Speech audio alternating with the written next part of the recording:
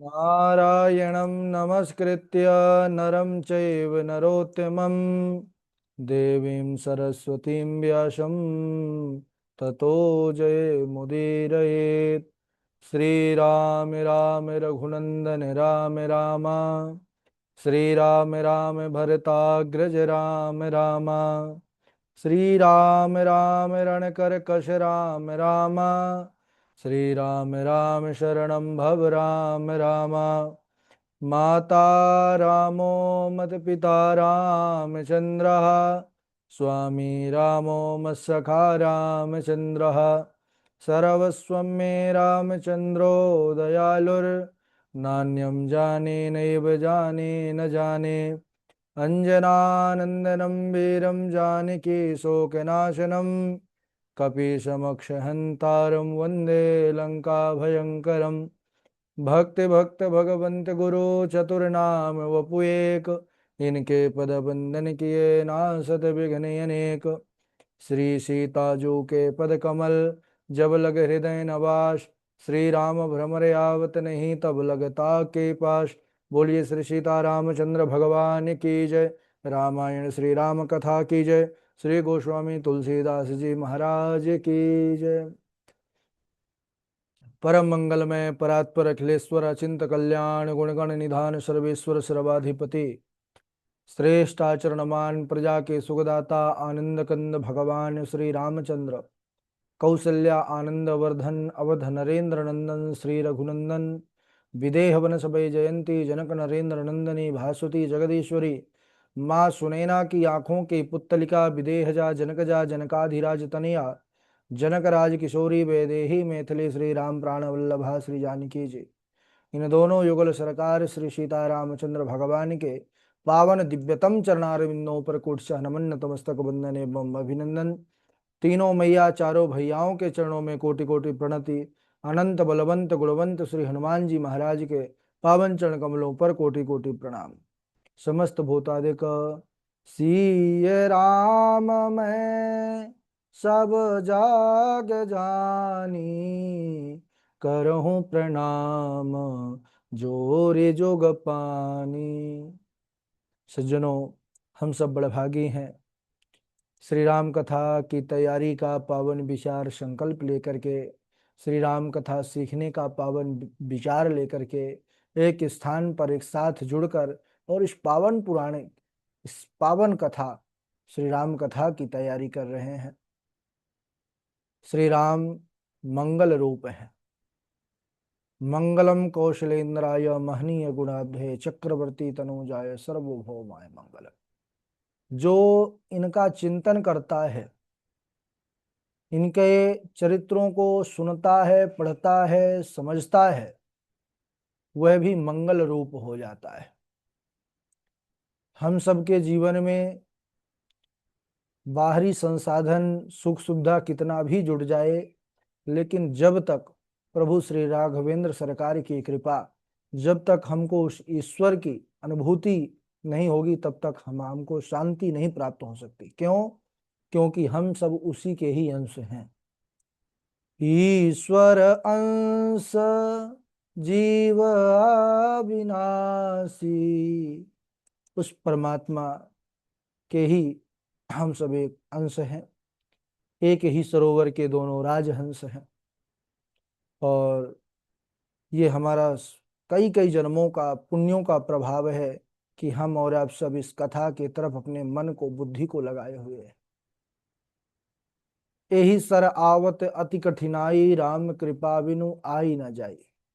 पहली बात तो ये शरीर ही बड़ा दुर्लभ है। दुर्लभो मानुषो देहो, देहि नाम क्षण भंगुरा।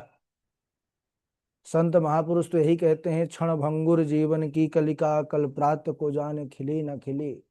मलयाचल की शुचि शीतल मंद सुगंध, समीर मिली न मिली। कलिकाल कुठार लिए फिरता, तन नम्र पे चोट झिली न झिली। रट ले हरि नाम हरि रचना, फिर अंत समय में हिली ना हिली। राम जैसे कृपालु, राम जैसे पतितों को पावन करने वाले प्रभु, राम जैसा कोई और नहीं। और उन्हीं राघवेंद्र सरकार की पावन गाथा इस राम कथा मंदाकिनी पर अवगाहन करने का हम सब सौभाग्य प्राप्त कर रहे हैं। हमारा ये दायित्व कर्तव्य बनता है कि सौ स्वर का पूर्ण रूप से लाभ ले, सच्ची लगन निष्ठा और परिश्रम के साथ विधिवत रूप से तैयारी करें। हम सब पूर्व दिवस पर चर्चा कर रहे थे भगवान की, हमारे राघव लाल जो की बड़ी सुंदर बाल लीला, जिसका ऐसा आनंद है कि शेष शारदा भी सैकड़ों मुखों से उसका वर्णन नहीं कर सकते। उस आनंद का, उस अनुभूति का, उस सुख का, उस समय का। इधर एक बड़ी सुंदर लीला, कहते हैं कि हमारे राघव लाल जो धीरे धीरे बड़े होकर के और अपने सखाओं के साथ, बाल सखाओं के साथ खेल खेलने लग गए। तरह तरह के खेल खेलते हैं। एक दिन महाराज दशरथ आते हैं, माता कौशल्या से कहते हैं कि महारानी भोजन प्रसाद की तैयारी करिए। जैसे ही माता कौशल्या ने सुना तो कहा, ठीक है महाराज, आप पधारिए, मैं भोजन परोस रही हूँ। महाराज दशरथ बैठे ही, अब राघव तो सबके प्राण धन है और महाराज दशरथ के तो सर्वस्व हैं। दशरथ जी को चैन नहीं आता एक पल अगर राम को ना देखें। तो जैसे ही वो बैठे तो चारों तरफ निहार रहे हैं कि कहीं राघव जी दिखाई नहीं पड़ रहे। पूछ रहे हैं, महारानी राघव जी कहाँ हैं? बोले, महाराज यहीं कहीं होंगे, खेल रहे होंगे अपने साथियों के साथ। माता कौशल्या ने कहा कि मैं बुलाऊं क्या महाराज? महाराज दशरथ ने कहा, नहीं महारानी, मैं स्वयं उनको बुला रहा हूँ। और महाराज दशरथ जो है उठ करके जा रहे हैं राघव लाल जी को बुलाने के लिए। चिल्ला रहे हैं, अरे राघव कहाँ हो, राम जल्दी आओ। जैसे ही हमारे राघव लाल जी ने सुना कि महाराज पिताश्री बुला रहे हैं, तो तुरंत सुन करके और आगे बढ़ने लगते हैं। बाबा जी ने यहाँ पर उस दृश्य को, उस चरित्र का चित्रण किया है कि भोजन करात बोल जाब राजा, नहीं आवत तजी बाल समाजा। भोजन करत बोल जब राजा, नहीं आवत तजी बाल समाजा। ये बालपन का आनंद ही कुछ अलौकिक होता है। बंधु माताओं, जब साक्षात जगदीश अनंत कोटि का वह ब्रह्मांड करता, सृजन करता, पालन करता, वह जब इस मनुज रूप में आकर के बाल रूप में लीला करते हैं, तो उस अपने साथियों के साथ, बाल सखाओं के साथ क्रीड़ा करते हुए इतने आनंदित हो जाते हैं। देखते हैं पिताजी आ रहे हैं तो और आगे जो है बुला रहे हैं, फिर भी नहीं आ रहे। ऐसा होता है हमारे घर पर भी, हमारे आप सबके घर पर भी जो छोटे छोटे बच्चे होते हैं, या हम भी जब बच्चे थे, तो जब देखते थे कि कोई बुलाने आ रहा है तो और छिप जाते थे, क्योंकि ये समय ही ऐसा होता है। राघव लालजू देख लेते हैं पिताजी आ रहे हैं तो और आगे बढ़ रहे हैं, सुन रहे हैं कि बुला रहे हैं, तब भी नहीं आ रहे हैं। अब बताइए, भगवान जब स्वयं इस बाल रूप पर ऐसी लीला करते हैं, तो फिर साधारण जो बालक हैं उनका कहना ही क्या। इधर जब देखे कि महाराज के बुलाने पर भी राघव नहीं आए, तो मैया कौशल्या ने कहा, महाराज आप भोजन पाइए, मैं देखती हूँ। स्वयं माता कौशल्या, दर्शन कीजिए, यह अयोध्या की महारानी है, जो सेवक सेविकाओं के साथ ही चलती हैं, पालकी से ही महल में बाहर निकलती हैं, फिर भी आज राघव जी को बुलाने के लिए बिना चरण पादुका के ही माता जो है बाहर आ रही हैं, चिल्ला रही हैं, अरे राघव कहाँ हो। अयोध्या की गलियों में माता कौशल्या राघव जी के जो है बुलाने के लिए निकल पड़ी, आवाज देती हुई। जैसे ही राघव लाल जी हमारे देखते हैं कि अरे अब तो मैया आ रही है, तब जो है समझ गए कि अब मैया आ रही है, इसका मतलब अब जाना ही पड़ेगा, खेल बंद करना ही पड़ेगा। कौशल्या जब बोलन जाई, ठुमुक ठुमुक प्रभु चलहि पर आई। निगमने शिव अंत न पावा, ताहि धरे जननी हटि धावा। आह, कितनी अलौकिक बात यहाँ पर कहा। जब माता कौशल्या जाती हैं और जैसे ही राघव जी की दृष्टि पड़ी, वो माता श्री आ गई, तुरंत जो है छोटे छोटे चरणों से और ठुमुक ठुमुक चलते हुए प्रभु अयोध्या के महलों की ओर चलने लगते हैं। यहाँ पर हमारे संत महापुरुष कहते हैं, निगम नीति शिव अंत न पावा। अरे जिसका वेद भी नेति नेति कर जो है हाथ जोड़ लेते हैं, शिव जी भी जिनका अंत नहीं पाते, ताहि धरे जननी अति धावा। कहते हैं कि वही धन्य है कौशल्या माता का सौभाग्य कि उन्हीं परब्रह्म, उन्हीं नारायण राम को, हमारे राघव लाल जी को मैया पकड़ करके हठ पूर्वक जो है पकड़ने को दौड़ रही हैं। राघव जी शरीर पर धूल लपेटे हुए हैं, जो है धूल मिट्टी से ही खेलते हैं ज्यादातर वाला, और दौड़ करके राजमहल पर आते हैं। महाराज दशरथ उनको देखते ही प्रसन्न हो गए, आओ राघव आओ, और जा करके हमारे राघव लालजू महाराज दशरथ के गोद पर बैठ जाते हैं। महाराज दशरथ भी बड़े प्रसन्न हैं और सुंदर राघव लालजू को भी भोजन पवाने लगे, लेकिन अभी छोटे हैं, चित्त चंचल है। वैसे तो गंभीर हैं, लेकिन जो बचपन होता है, छोटी अवस्था होती है, इसमें प्रायः सभी बालक ऐसे ही होते हैं। तो वह मुंह में दधी भात लगाए हुए ही किलकारी मारते हुए इधर से उधर महलों पर घूमने लगते हैं। थोड़ा सा पवाए महाराज दशरथ, फिर उठ करके चारों तरफ घूमे और फिर आकर के बैठ गए, फिर पाए फिर घूमे। ऐसे ही चरित्र करके सबको आनंदित कर रहे हैं महाराज। अच्छा, ऐसे पावन चरित्रों को सुनने के बाद कौन ऐसा होगा जो भगवान के इन चरित्रों को सुनकर आनंदित ना हो। बाबा जी कहते हैं कि जो मनुष्य भगवान के इन चरित्रों को सुन करके भी हर्षित नहीं होता, वह भाग्यहीन है। सज्जनों, जो भगवान के भक्त होते हैं वह इन्हीं लीलाओं पर रमे रहते हैं। साधक सिद्ध संत होते हैं, वह इन्हीं भगवान की शाश्वत सुंदर लीलाओं पर जो है अपने मन को सदा लगाए रहते हैं। अरे ऐसे ऐसे भगवान के भक्त जो मोक्ष को भी ठुकरा देते हैं, मोक्ष भी उनको नहीं चाहिए। भागवत पुराण पर हम सब ने श्रवण किया, महाराज पृथु पृथु जिन्होंने 100 अश्वमेघ यज्ञ करने का संकल्प किया, बाद में ब्रह्मा जी के कहने पर 99 यज्ञ ही भगवान को समर्पित किए, क्योंकि इंद्र को बड़ा डर था कि हमारी कुर्सी ना चली जाए। तब भगवान नारायण प्रसन्न हुए, महाराज पृथु से कहा कि कहिए क्या चाहते हैं आप, मैं आपको कुछ देना चाहता हूं। तो उन्होंने बड़ी सुंदर मांग रखी। उन्होंने कहा, हे प्रभु, अगर मुझे आप कुछ देना चाहते हैं, वैसे तो कोई कामना नहीं है, फिर भी देना चाहते हैं तो मुझे 10,000 कान दे दीजिए। भगवान मुस्कुरा करके बोले, भाई 10,000 कान क्या करोगे।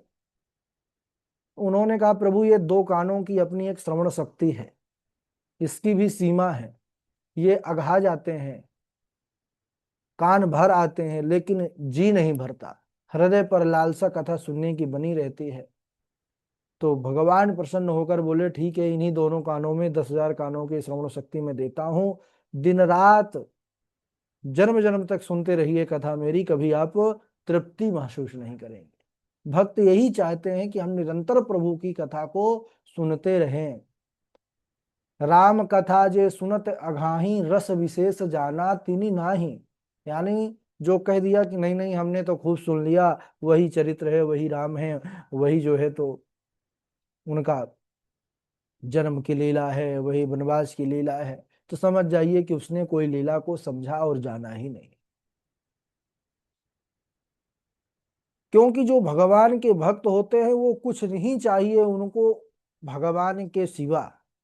अरे असुर कुल में उत्पन्न दैत्यराज वृत्तासुर,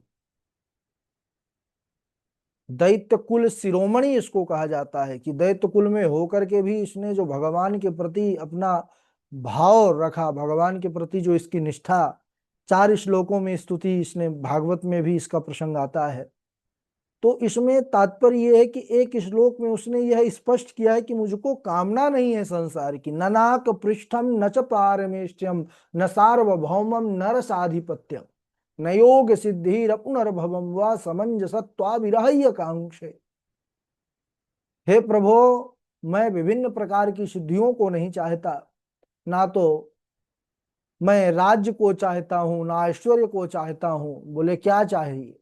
तो बोले कि मैं निरंतर आपके चरणों का स्मरण करता रहूं, आपके चरणों की याद मुझे बनी रहे, मैं बस यही चाहता हूं।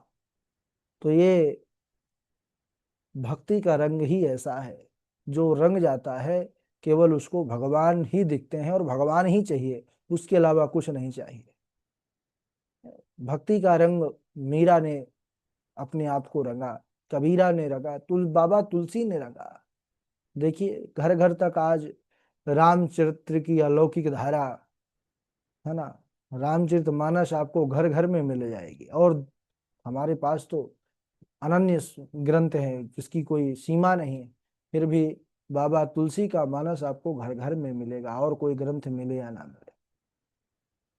अच्छा, ये प्रभु की चरित्र कथा का ये प्रभाव है, इतना दिव्य प्रभाव कि जहां पर भी भगवान की कथा होती है, हनुमान जी महाराज वहां तत्क्षण उपस्थित हो जाते हैं।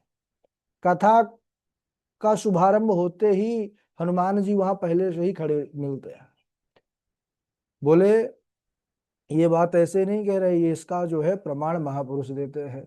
यत्र यत्र रघुनाथ कीर्तनम तत्र तत्र कृतमस्तकांजलिम वाष्पवारि परिपूर्णलोचनम मारुतिम नमत राक्षसांतकम।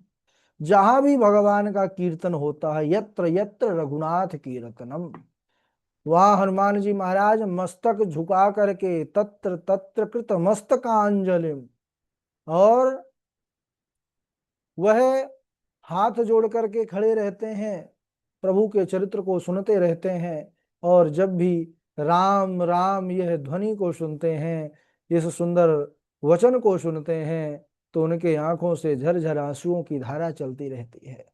और हम कितने सौभाग्यशाली हैं, जिस कथा की, जिस रघुनाथ जी की ऐसी महिमा है, हम अपने जीवन में उसी रघुनाथ जी के पावन कथा को सुनने का, सीखने का, चिंतन करने का, इन चौपाइयों को याद करने का, गाने का जीवन में सौभाग्य प्राप्त कर रहे हैं। हम सबको भगवान की अगर भक्ति को प्राप्त करना है, रघुनाथ जी को, राघव लाल जी की, तो हमको क्या करना होगा? बोले असद वासना का विनाश, असद वासना का त्याग। और जब असद वासना का त्याग होगा तो सद वासना का, सद यानी सद्गुणों, भगवान की भक्ति, यानी हमारे अंदर लालसा भी हो, हमारे अंदर चाह भी हो, हमारे अंदर व्यसन भी हो, वो भगवत परक हो, यानी भगवान के भजन करने का हमको नशा हो, भगवान का जो है चरित्र सुनने की हमारी आदत हो, तो ये हमारे जीवन का कल्याण कर देगी। क्यों? क्योंकि देखिए, ये जो मन है, इसका अगर हम सोचें कि सांसारिक उपलब्धियों को प्राप्त करके, संसार के सुख साधनों को प्राप्त करके हमारा मन जो है शांत हो जाएगा, उसके बाद हम भजन करेंगे, तो ये बिल्कुल असंभव है। ये हमारा घोर अज्ञान है, क्योंकि संसार से कभी मन जो है भरने वाला नहीं है। कहते हैं संतना कि माया मरी न मन मरा, मर मर गया शरीर, आशा तृष्णा त्याग कर हो गए दास कबीर। तो ये माया और मन, इन दोनों का बड़ा गहरा कनेक्शन है। माया बड़ी बलवती है, इसने पूरे जगत को मोहित करके रखा है, भगवान की ही माया है, मायापति राम ही है। लेकिन जो उनका भजन करते हैं तो उनको वह माया नहीं व्यापती। एक राजा, उसके पास एक बकरा था,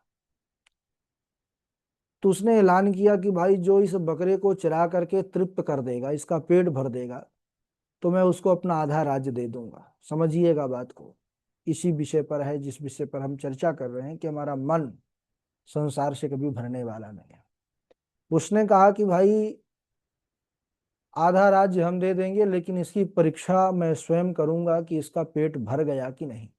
कई आए महापुरुष लोग, बोले हाँ ठीक है, ये तो कौन सी बड़ी बात है, हमारे पास बहुत बहुत बगीचे हैं, वहां पर हरी हरी घास है, सुंदर पत्तियां खिलाएंगे, इसका पेट भर जाएगा। जंगल ले गए, पूरा दिन चराते रहे महाराज।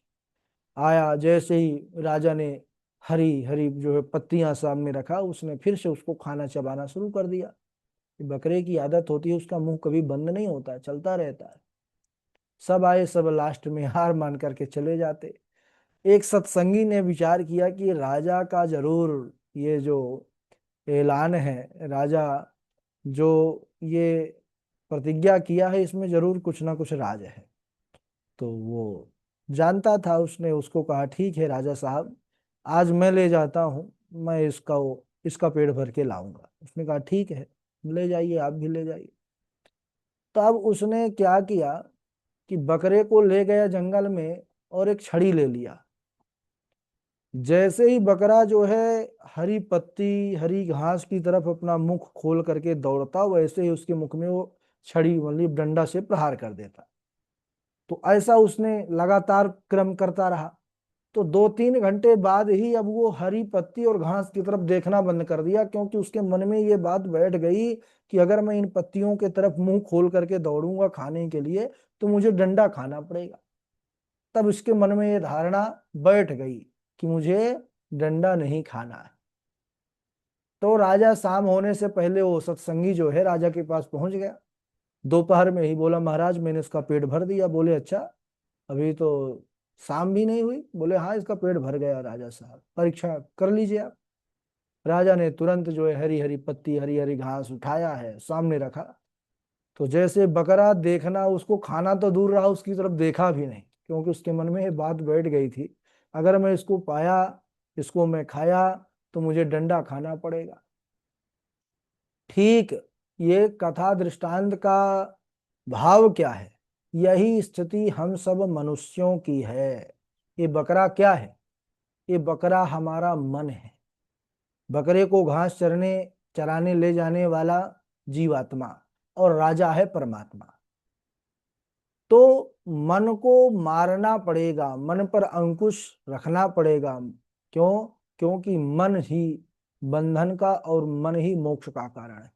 मन संसार में लग जाता है तो बंधन का हेतु हो जाता है। यही मन हमारे जब रघुनाथ जी के राघव लाल जी के चरणों में लग जाता है तो यही मोक्ष का कारण बन जाता है। तात्पर्य क्या है कि मन जो है ये संसार के भोग सामग्रियों से तृप्त होने वाला नहीं है। तृप्ति किस में है? बोले त्याग में ही तृप्ति समाई हुई है। तो जब भी ये मन तो चंचल है, जब भी मन सांसारिक मांग करे, उस समय महापुरुष कहते हैं कि विवेक रूपी लकड़ी, विवेक रूपी लाठी डंडा से इसको मारना चाहिए, जिससे धीरे धीरे ये समझ जाएगा। और वही मन जब हमारे प्रभु के चरणों में लग जाएगा तो फिर हमको उनकी भक्ति प्राप्त हो जाएगी। और भक्ति ही मुक्ति देने वाली है। भक्ति मुक्तिम च विद्यते। इस प्रकार हमारे प्रभु सुंदर बाल लीला कर रहे हैं। अब धीरे धीरे कुछ बड़े हो गए, और इसके बाद अब गुरुकुल जाएंगे वशिष्ठ जी के यहाँ, और सुंदर इनका विद्याध्ययन यज्ञोपवीत संस्कार आदि होगा। उसको हम अगले दिवस, बड़ा सुंदर एक भजन है हमारे राघव लाल जो खेल खेल रहे हैं उस समय का, कि राघव ललन तेरे कोमल चरण कहीं कंकड़िया गड़ नहीं जावे। राघव ललन तेरे कोमल चरण कहीं कंकड़िया गड़ नहीं जावे। राघव ललन तेरे कोमल चरण है, राघव ललन तेरे कोमल चरण है, राघव ललन तेरे कोमल चरण कहीं कंकड़ियां गड़ नहीं जाए। राघव ललन तेरे कोमल चरण, कहीं कंकड़िया गड़ नहीं जाए। इस प्रकार भजन बहुत बड़ा है, लेकिन इतना ही है ना। आज यहीं तक। इसके आगे की पावन भगवान की बड़ी शाश्वत लीलाएं, मधुर लीलाएं हैं, लेकिन हम सबको सुन करके तैयार भी करना है, इसको लिखना भी है, समय निकाल करके चौपाइयों को कंठस्थ भी करना है, चरित्रों को बोलकर अभ्यास भी करना है। इसलिए आज यहीं तक। इसको बढ़िया से तैयार करिए। आइए बारी बारी से चौपाई आप लोग सुनाएंगे, जिस क्रम से हम आप लोगों से जो है नाम लेंगे उसी क्रम से आप लोगों को सुनाना है। तो सबसे पहले सुनाएंगे, हाँ, इंदु पराशर जी हैं। इंदु पराशर जी के बाद कृष्णा जी हैं। कृष्णा जी के बाद तृष्णा जी हैं। नीरजा तिवारी जी हैं।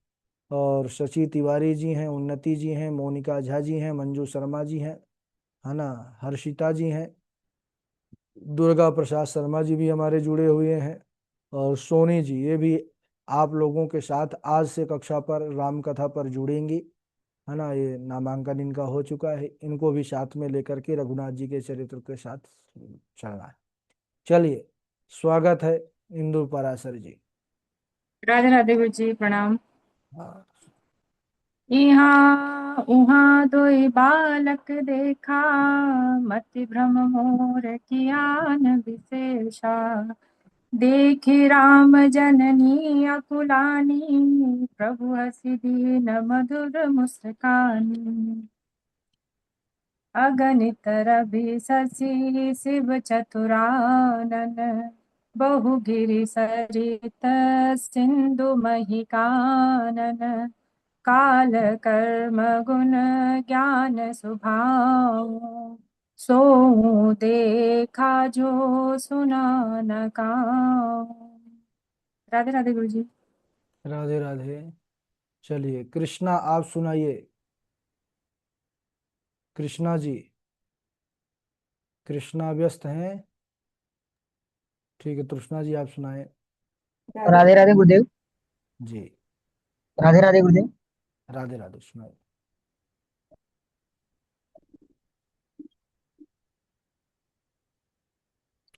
हाँ। चहु जुग तीन काल तिहु लोका, एक नाम जपि जीव बिसोका। एक रामता पसतिय तारी, नाम कोटि खल कुमति सुधारी। राधे राधे गुरुदेव। राधे राधे। तृष्णा जी आप सुनाइए। राधे राधे गुरु जी। राधे राधे। इहाँ उहाँ दुई बालक देखा, मति भ्रम मोर कियान विशेषा। देखी राम जननी अकुलानी, प्रभु हसी दिन मधुर मुस्कानी। अगणित रवि शशि शिव चतुरानन, बहुगिरि सरित सिंधु महिकानन। काल कर्म गुण ज्ञान स्वभाव, सो देखा जो सुना न काऊ। राधे राधे कृष्ण। बहुत अच्छा। हाँ, इनके बाद आप सुनाइए नीरजा तिवारी जी। प्रणाम आपको, सबको रा- प्रणाम करते हुए। जो मुँह पर प्रसन्न सुख राशि, जानियो सत्य मोहि निज दासी। तो प्रभु हरऊ मोर अज्ञाना, कही रघुनाथ कथा विधि नाना। जासु भुवनु तर सुर तरु तर होई, सही की दरिद्र जनित दुख हो सोई। शशि भूषण अस हृदय विचारी, हरहु नाथ मम मति भ्रम भारी। प्रभु जे मुनि पर मारतवादी, कहाँ राम कहूँ ब्रह्म अनादि। शेष शारदा वेद पुराना, सकल कहें रघुपति गुण गाना। जय सिया राम। बहुत अच्छा। मोनिका झा जी सुनाइए, मंजू शर्मा जी सुनाइए, फिर उन्नति जी हैं। जी गुरु जी, राधे राधे। राधे राधे। धरे नाम गुरु हृदय विचारी, वेद तत्व निर तब सुतचारी। मुनि धन जन सर्वस शिव प्राणा, बाल केली रस तेहि सुख माना। काम कोटि छवि श्याम शरीरा, नील कंज बारिद गंभीरा। अरुण चरण पंकज नख ज्योति, कमल दलनीय बैठे जनु मोती। रेख कुलसी ध्वज अंकुर सोहे, नुपुर धुनि सुनि मुनि मन मोहे। अधरम मधुरम वदनम मधुरम, नैनम मधुरम हसितम मधुरम। हृदयम मधुरम गमनम मधुरम, मधुराधिपते रखिलम मधुरम। जय सिया राम। ठीक है, बहुत अच्छा। मोनिका झा जी आप सुनाइए। जी गुरु जी, राधे राधे गुरु जी। राधे राधे। गुरु जी हम कितने दिनों से पढ़ नहीं पाए तो एक दो ही सुनाऊंगी। अच्छा, सुनाइए सुनाइए।